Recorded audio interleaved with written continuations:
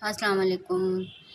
दुनिया में 2 औरतें ऐसी होती हैं जो कि आपके खाने की, पीने की फ़िक्र रखती हैं। एक तो होती है आपकी माँ, जो कि आपको बचपन से लेके जवानी तक आपके खाने-पीने का ख़्याल रखती है और दूसरी होती है आपकी बीवी, जो कि जवानी से लेके बुढ़ापे तक आपके खाने-पीने का ख़्याल रखती है।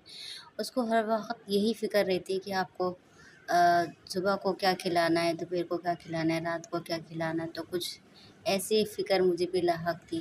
3 दिन से बीमारी के बाद मुझे यही टेंशन थी कि यार मुझे अब कुछ पकाना है। तो मेरी तबीयत थोड़ी बेहतर हुई तो मैंने सोचा कि क्यों ना एक अच्छी सी रेसिपी बनाऊँ।